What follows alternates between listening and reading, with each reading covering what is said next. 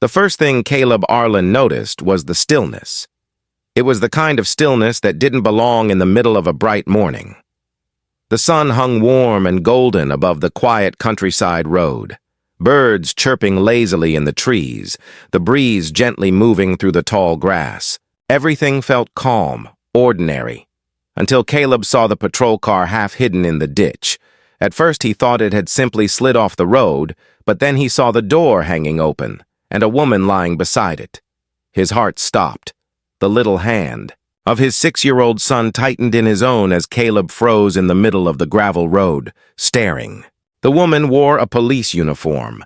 Her dark hair was tangled with dust and dried blood, and her body lay unnaturally still against the grass, as if the earth itself had tried to swallow her. For a moment, the world seemed to fall silent around Caleb. Then, instinct took over. He ran. If stories about kindness, second chances, and ordinary people doing extraordinary things mean something to you, take a second right now to like this video, comment where you're watching from, share it with someone who believes in humanity, and subscribe to the channel Home with Dad.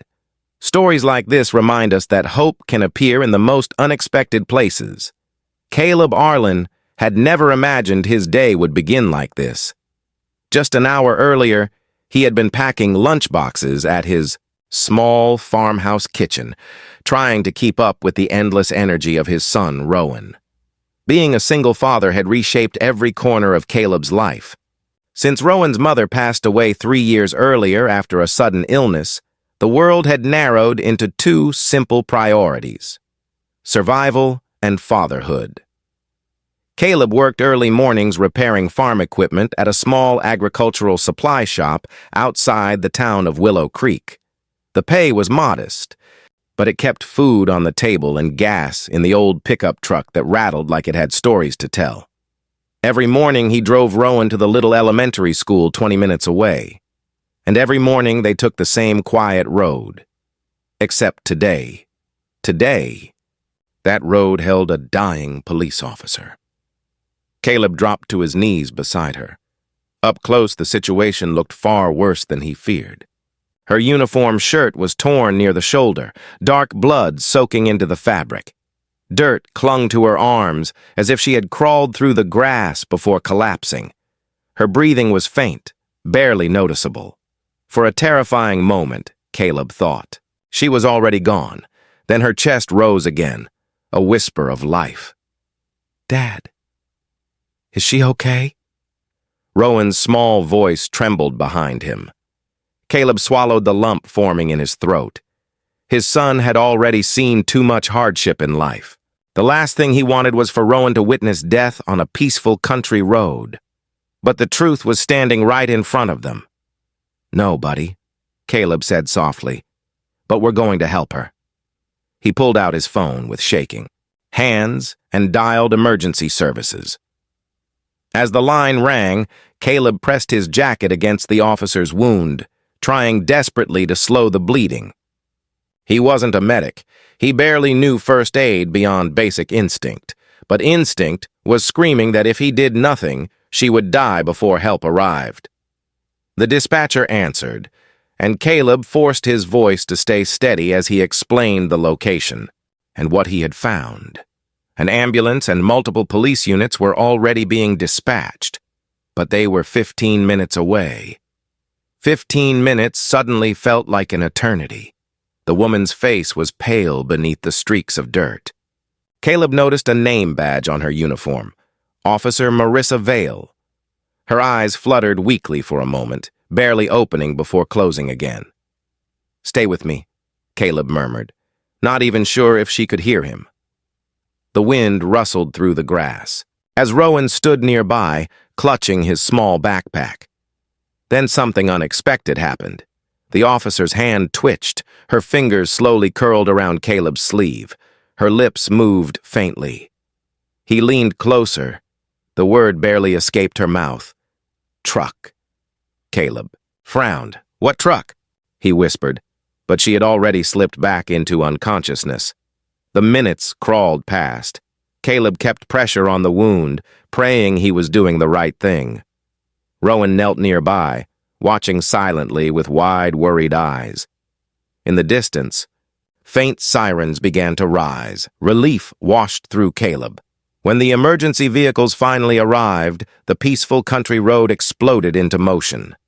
Paramedics rushed toward them with medical bags, while police officers surrounded the area with urgent focus. Caleb stepped back as professionals took over. They worked quickly, stabilizing Officer Marissa Vale before carefully lifting her onto a stretcher. The paramedics spoke in short, controlled bursts of medical language, their movements practiced and precise. Within minutes, she was inside the ambulance.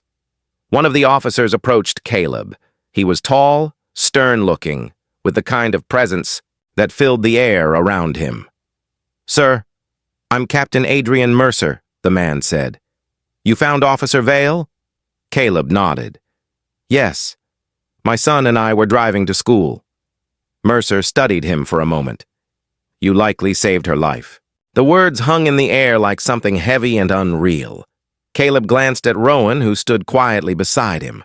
"I just did what anyone would do," Caleb said, but Captain Mercer slowly shook his head. "Not everyone stops." The ambulance doors slammed shut. As it sped away toward Willow Creek General Hospital, Caleb assumed the story would end there. He would drive Rowan to school, go to work, and return to his quiet routine. But he was wrong. Because what Officer Marissa Vale had whispered before losing consciousness would soon trigger something that would shock the entire police department, and Caleb Arlen would find himself at the center of it. That afternoon, Caleb received a call from the Willow Creek Police Department. Captain Mercer asked if he could come to the station. When Caleb arrived, the atmosphere felt tense. Officers moved quickly through the halls, speaking in hushed voices. Computer screens displayed maps, surveillance footage, and vehicle reports. Something big was happening. Mercer greeted him in a conference room. Officer Vale regained consciousness briefly, Mercer explained. She mentioned something before, passing out again. Caleb felt a chill crawl up his spine. "Truck," he said quietly. Mercer's eyes narrowed. "You heard that?" Caleb nodded. The captain leaned forward. "She was investigating a string of armed robberies across 3 counties. Every witness described the same thing. A dark cargo truck leaving the scene." The room felt suddenly smaller. "She must have intercepted them this morning," Mercer continued, "but something went wrong." Caleb glanced at the map on the wall, and then something strange happened. His stomach tightened, because he recognized the road markings. One of the small dirt paths connected to the main highway looked painfully familiar. Caleb hesitated. "There's something you should know." Mercer looked up sharply. Caleb pointed to the map. "I saw a truck like that yesterday, parked near the old grain silos outside town." The captain straightened instantly. "Are you sure?" Caleb nodded slowly. "I repair farm equipment out there sometimes. The truck didn't belong to any of the farmers." Mercer grabbed his radio immediately.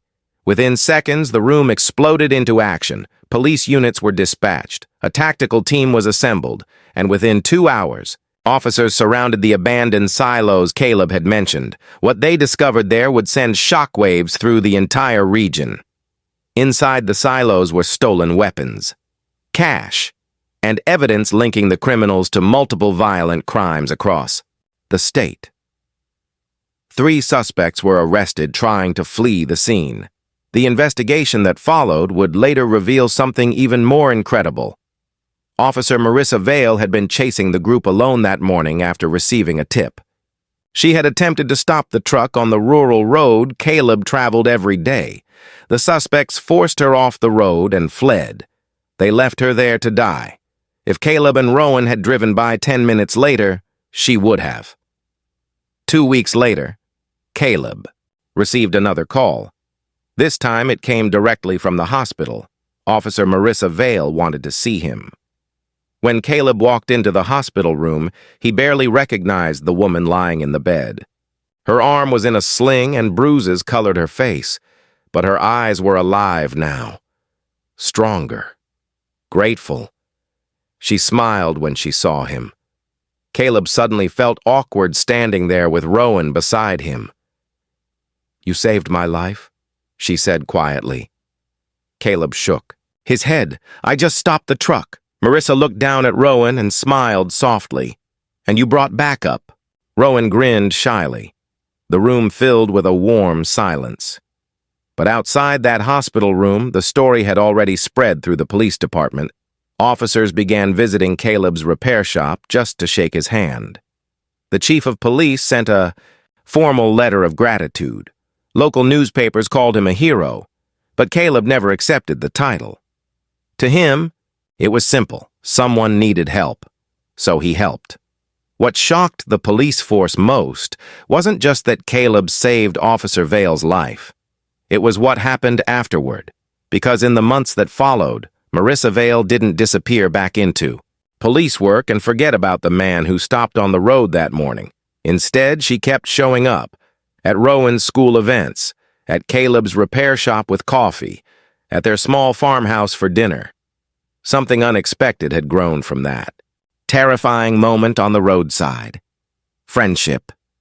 Trust, and slowly, something deeper. A year later, the entire Willow Creek Police Department gathered outside the courthouse for a small ceremony honoring Officer Marissa Vale's bravery during the robbery investigation. But halfway through the event, something unexpected happened. Marissa stepped away from the podium.